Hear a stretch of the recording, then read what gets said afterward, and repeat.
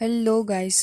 इस एपिसोड की स्टार्ट होती है और हमें देखने के लिए मिलता है कि ये बूफेन और साथ ही मिस शैंक दोनों ही हॉस्पिटल के अंदर आ चुके थे। लेकिन तभी वहाँ पर मिस शैंक को किसी का कॉल आ जाता है।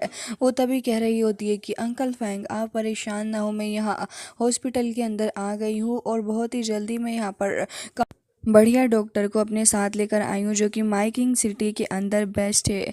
जिसके साथ ही कह रही होती है कि ठीक है आप फ़ोन रखें मैं आती हूँ। तभी यहाँ पर ये बूफेन अपनी तारीफ सुनते हुए कहने लग जाता है कि बेस्ट डॉक्टर माइकिंग सिटी के अंदर, क्या तुम मेरे बारे में बात कर रही हो? कि सच में तुम मेरे बारे में इतना ज़्यादा हाईली सोचती हो? तभी यहाँ पर शेंग कहने लग जाती है कि ज़्यादा भाव मत खाओ, तुमने ग्रैंडपा को ठीक कर दिया तो तुम ज़रा मुझे ये बताओ कि तुम अच्छे डॉक्टर भला कैसे नहीं हुए? फिलहाल तो तुम्हें अपना ध्यान रखना चाहिए। मेरे जो कलीग हैं वो एक काफ़ी बड़े से ट्रबल के अंदर फंस गए हैं, तो इसकी वजह से मुझे यहाँ पर तुम्हें बुलाना ही पड़ा। तभी यहाँ पर ये बूफेन कहने लग जाता है कि तुम परेशान मत हो, मैं अपना बेस्ट ट्राई करूँगा उनको ठीक करने के लिए। तभी यहाँ पर मिस शैंक को किसी का कॉल आ जाता है, लेकिन तभी हमें देखने के लिए मिलता है कि हॉस्पिटल के अंदर मिस्टर मा पहले से ही मौजूद था। साथ ही ये बूफेन की एक्स गर्लफ्रेंड भी होती है जो कि अब एक बार फिर से मुंह उठा के मिस्टर मा के पास चली गई ही थी। और साथ ही यहाँ पर दोनों एक बार फिर से वापस से रिश्ते में आ चुके होते हैं। तभी यहाँ पर शैंग कह रही होती है कि ठीक है मैं पेशेंट की फैमिली को रिसीव करने के लिए जा रही हूँ, तुम यहाँ से रूम नंबर 102 के अंदर चले जाओ, वो उधर की साइड है, ठीक है। और रही बात कलीग के बाकी सारे फैमिली मेम्बर्स की, तो मैं उन्हें लेकर आती हूँ। जिसके साथ ही यहाँ पर ये बूफेन वहाँ से जा रहा था, शैंग भी वहाँ से चली जाती है। लेकिन तभी ये बूफेन की एक्स गर्लफ्रेंड ये कहने लग जाती है कि मिस्टर मा ये देखो शायद यहाँ पर आया हुआ है ये बूफेन, ये ज़रूर से ही यहाँ पर अपनी इंटर्नशिप के लिए आया होगा, क्योंकि मुझे इसके बारे में पता है। ये मेडिसिन को यहाँ पर स्टडी कर रहा है, साथ ही 3rd ईयर के अंदर है, तो इसको इंटर्नशिप की ज़रूरत लगी होगी जिसके चलते इसे सब कुछ करना पड़ रहा है। तभी मिस्टर मा कह रहा था कि अगर ऐसी बात है तो फिर चलो इसे थोड़ा बहुत सबक सिखाते हैं, क्योंकि इसके लिए काफ़ी ज़्यादा ज़रूरी भी है। और दोनों एक बार फिर से आ जाते हैं ये बूफैन को परेशान करने के लिए, उसके सामने आकर खड़े हो गए थे। तभी ये बूफैन इन दोनों की शक्लों को ही देख रहा होता है, कितनी बेइज्जती करवाने के बाद भी एक बार फिर से यहाँ पर आ गए हैं। तभी यहाँ पर अब ये कहने लग जाता है कि ये बूफैन तुम यहाँ पर एक बार फिर से आ गए हो, तो तुम यहाँ पर क्या करने के लिए आए हो? आखिर तुम्हारा प्लान क्या है यहाँ पर आने का? क्या तुम किसी इंटरव्यू के लिए आए हो? तभी यहाँ पर ये बूफैन कहने लग जाता है कि मिस्टर मा क्या तुम एक बार फिर से अपना मजाक बनवाना चाहते हो मुझसे? तभी ये सुनने के बाद मिस्टर मा कह रहा होता है कि देखो तुम मेरे सामने थोड़ा कम ही बोला करो, क्योंकि तुम बहुत ही ज़्यादा एटीट्यूड दिखाते हो। तभी ये बूफैन कहने लग जाता है कि अच्छा, ऐसा लग रहा है कि तुम्हारी गर्लफ्रेंड की तबीयत खराब हो गई है, वो फेक ब्रेसलेट पहनकर, है ना? तभी यहाँ पर उसे भी गुस्सा आने लग जाता है और कह रही थी कि ये बूफैन तुम थोड़ा तमीज़ से बात किया करो, क्योंकि तुम्हें समझ नहीं आ रहा कि यहाँ पर तुम हमारा फालतू का वक्त बर्बाद कर रहे हो। वैसे मुझे पता है कि तुम्हारा वो जो घटिया सा रेस्टोरेंट है वो तुम ऑन करने लगे हो, जिसके चलते तुम्हारे यहाँ पर काफ़ी ज़्यादा भाव भी बढ़ रहे हैं, लेकिन तुम्हारे अंदर रेस्टोरेंट चलाने की स्किल ही नहीं है। तो मैं तुम्हें बताना चाहूँगी कि इन मैनेजमेंट स्किल के ना होने की वजह से कुछ वक्त बाद ही तुम्हारा जो रेस्टोरेंट है वो बंद हो जाएगा, और तुम इतने भी ज़्यादा स्मार्ट नहीं हो ये बूफैन। और हम ये भी जानते हैं कि तुम यहाँ पर इंटर्नशिप को हासिल करने के लिए आए हो, है ना? तभी मिस शर्मा कहता है कि ऑब्वियसली मुझे भी यही लगता है, लेकिन ज़रा ये सोचो कि किसी लड़की के साथ यहाँ पर आया था और साथ ही उसके साथ में फ्लर्ट भी कर रहा था। कितना ज़्यादा गिरा हुआ लड़का है ये बूफैन। तभी यहाँ पर इसकी एक्स गर्लफ्रेंड ये कहने लग जाती है कि अच्छा ही हुआ कि तुम और मैं दोनों ही अलग हो गए, अदरवाइज़ तो फिर मुझे तुम्हारी गर्लफ्रेंड को तुम्हारे इस नए अफेयर के बारे में अब बताना ही होगा ये बूफैन। और ज़रा सोचो तुम्हारे ऊपर ये कितना ज़्यादा बैकफायर करेगा। तभी ये बूफैन उससे कहने लग जाता है कि तुम ये फालतू के रूमर्स चिया हैं जितना भी फैला लो, लेकिन इन सारे रूमर्स से मेरे ऊपर बिल्कुल भी फ़र्क नहीं पड़ने वाला है, और ना ही यहाँ पर मेरी गर्लफ्रेंड को इससे कुछ फ़र्क पड़ेगा। तुम लोगों को तो फालतू का काम ही ज़्यादा है, तुम इतना ज़्यादा बातें बना रहे हो। मुझे इंपॉर्टेंट काम है तो मैं यहाँ से जा रहा हूँ। और दोनों को पीछे हटाते हुए वहाँ से जा रहा था। लेकिन तभी ये बूफैन की गर्लफ्रेंड कहने लग जाती है कि देखो मिस्टर मा, इसने एक बार फिर से मेरी इंसल्ट की है और ये बहुत ही ज़्यादा गलत बात है। जैसे ही मिस्टर मा इसकी बातों को सुनता है तो वो ये कहने लगा था कि तुम परेशान मत हो, बहुत ही जल्दी ऐसा वक्त आएगा जब हम ये बूफैन से टॉयलेट साफ़ करवाएंगे और ये ऐसा काम करेगा भी। तभी यहाँ पर अब वो लड़की कहने लग जाती है कि अगर ऐसी बात है तो मैं भी देखना चाहती हूँ कि कब ये टॉयलेट को क्लीन करेगा, और मैं चाहती हूँ कि हर रोज़ ये यही काम करे। तो मिस्टर मा कह रहा था कि बिल्कुल परेशान नहीं हो, मैं प्रोफेसर जांग से इसके बारे में बात करूँगा और इसे हम अच्छा सबक सिखाएंगे। दूसरी तरफ हमें दिखाया जाता है कि कुछ कॉप्स जो थे वो फ़िलहाल काफ़ी बुरे तरीके से पड़े हुए होते हैं बेड के ऊपर। उनके अंदर से काफ़ी नेगेटिव एनर्जी भी बाहर की तरफ को निकल रही थी। मिस्टर काओ यहाँ पर उनका टेस्ट कर रहे होते हैं और डॉक्टर से भी पूछ रहे थे कि आखिर असल में प्रॉब्लम क्या है, कि आपको कुछ क्लू मिला है। तभी वो रिपोर्ट वगैरह देखने लग जाते हैं और कह रहे थे कि जब से ये अनकॉन्शियस हुआ है तब से हमें इसके बारे में कुछ भी नहीं पता और ना ही कुछ इन्फॉर्मेशन हमें मिल रही है जिसकी वजह से हमें थोड़ा बहुत भी आइडिया हो कि आखिर यहाँ पर चल क्या रहा है और असल प्रॉब्लम है क्या। तभी यहाँ पर वो ये कहने लग जाते हैं कि मिस्टर काओ, आप प्लीज़ मेरी हेल्प करें मेरे इन दोनों ही साथियों को बचाने के लिए, क्योंकि ये काफ़ी वक्त से मेरे साथ हैं और इन्होंने मेरा बहुत ज़्यादा साथ भी दिया है। लेकिन तभी यहाँ पर मिस्टर काओ ये कहने लग गए थे कि इन तीनों की पल्स बहुत ही ज़्यादा इम्बैलेंस हो रही है। मुझे खुद नहीं समझ आ रहा कि आखिर इनकी बॉडी के अंदर ऐसा सब कुछ हो क्यों रहा है। अगर मेरी गेसिंग सही निकली तो इसका मतलब कुछ ना कुछ यहाँ पर दाल में काला ज़रूर है। जैसे ही वो ये बात कहते हैं तो वो ऑफिसर भी पूछने लग जाते हैं कि आखिर आप किस चीज़ के बारे में बात कर रहे हैं और इस बात से आपका क्या मतलब है। तभी मिस्टर काओ बताते हैं कि असल में मैं ईविल एनर्जी के बारे में बात कर रहा हूँ, और ये जो ईविल एनर्जी है वो एक नेगेटिव एनर्जी है जो कि बॉडी के अंदर जाके टॉक्सिक गैस को प्रोड्यूस कर रही है, जिसकी वजह से वो हवा के अंदर भी फैल रही है और इसी वजह से इस सब की ये हालत ख़राब हुई है। ऑफिसर कहने लग जाते हैं कि जो भी हो आप बस इसको प्लीज़ ठीक करें, क्योंकि अगर ये ठीक नहीं हुए तो फिर मुझे काफ़ी ज़्यादा बुरा लगेगा।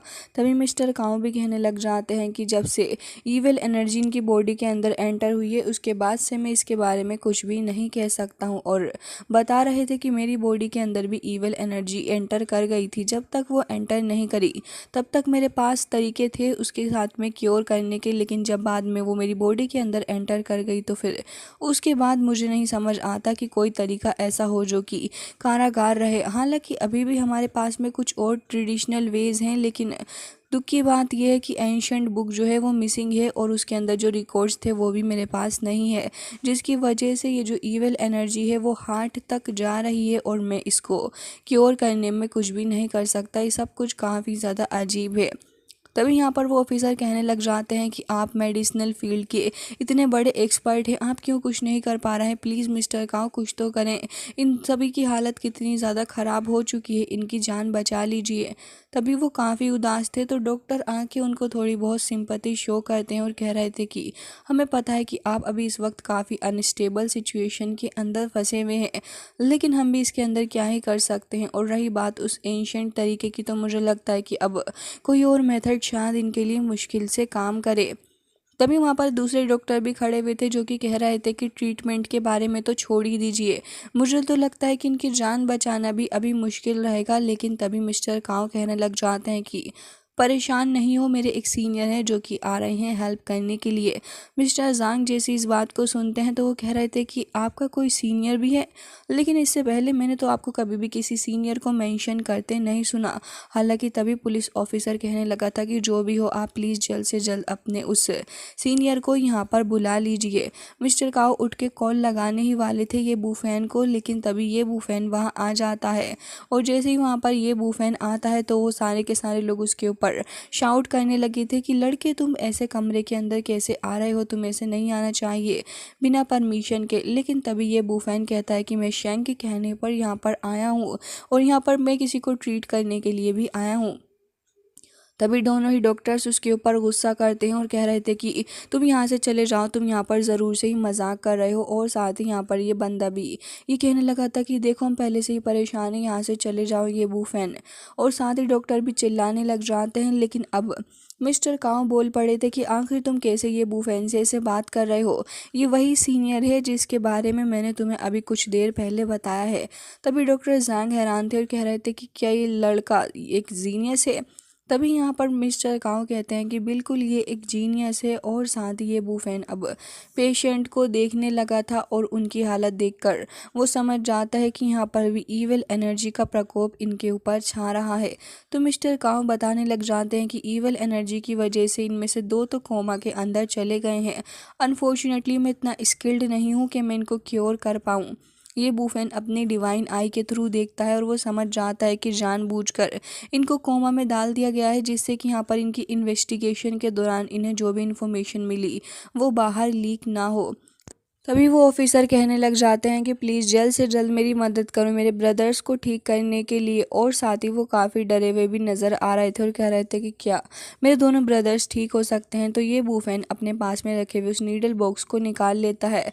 तो यहाँ पर मिस्टर काओ आगे आते हैं और साथ ही कह रहे थे कि अपना फ़ोन निकाल लो और साथ ही यहाँ पर जो कुछ भी हो रहा है उसकी रिस्पॉन्सिबिलिटी से तुम अपने हाथ छुड़ा सकते हो। जिसके बाद ये बूफेन वहीं पर खड़ा हुआ था और साथ ही मिस्टर काओ उसे वो नीडल बॉक्स लाकर देते हैं। ये बूफेन अब पेशेंट की तरफ आगे बढ़ गया था। तो सेकंड वाला डॉक्टर मिस्टर काओ से कहता है कि क्या सच में हम इसके ऊपर रिलाई कर सकते हैं, ये बस 20 साल का है, मुझे तो डर है कि इसे ढंग से किसी चीज़ों के बारे में पता भी नहीं होगा।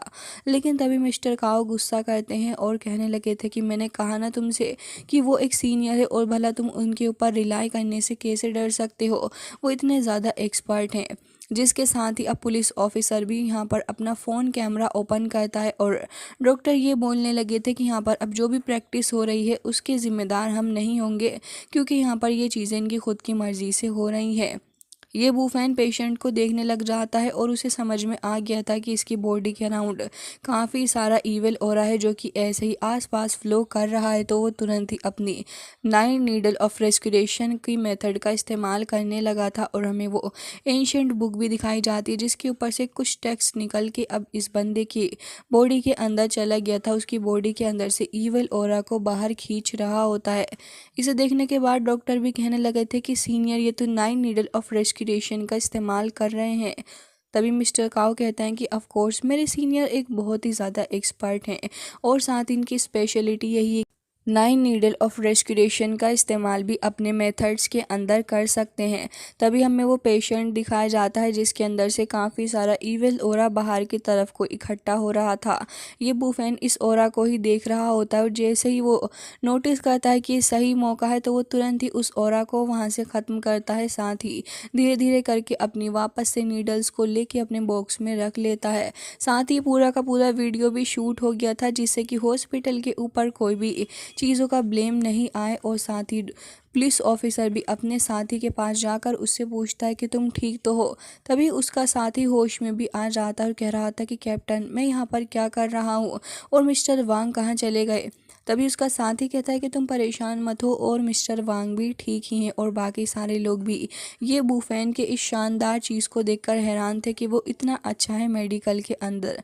साथ ही मिस्टर काओ भी कहते हैं कि मैंने तुमसे कहा था ना कि मेरा सीनियर बहुत ही ज़्यादा शानदार है और इसकी नॉलेज के ऊपर शक करना एकदम ही बेकार है।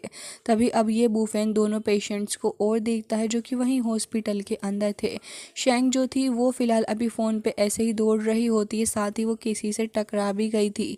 हालांकि इन सारी चीज़ों को इग्नोर करते हुए वो वहाँ से जा ही रही होती है, लेकिन तभी यहाँ पर वो नोटिस करती है कि उसके ग्रैंडपा और बाकी सारे लोग पहले से ही यहाँ पर मौजूद हैं। तभी वो मिस्टर वांग के ऊपर काफ़ी गुस्सा करती है और कह रही थी कि आपकी वजह से मैं इधर उधर पागलों की तरह घूम रही हूँ मिस्टर वांग। तभी मिस्टर वांग कहने लगे थे कि तुम परेशान मत हो, अब सब कुछ एकदम ठीक हो गया है। और साथ ही वो अब यहाँ पर आके उन पेशेंट वगैरह को भी देखती है जो कि अब ये बूफेन की काफ़ी तारीफ़ कर रहे थे और कह रहे होते हैं कि ये बूफेन ने बहुत ही ज़्यादा अच्छा काम किया है, हम एकदम ही ठीक हो गए हैं।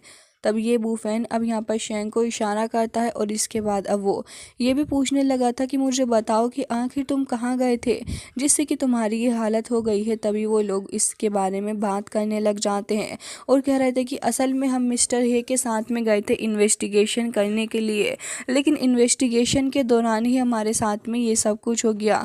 वो लोग ये भी रिवील करते हैं कि उन्हें एक एंशियंट कॉइन मिला था और जैसे ही उन्हें वो कॉइन मिला तो वो थोड़ा आसपास देखने लगे कि आखिर ये कॉइन आया कहाँ से। और जैसे ही वो उसके बारे में थोड़ा और उन्हें पता चला कि ये पैराडाइज कम्युनिटी से बिलोंग करता है। जैसे ही ये लोग पैराडाइज कम्युनिटी का नाम सुनते हैं तो तभी इसके बारे में सभी लोग सोचने लगे थे।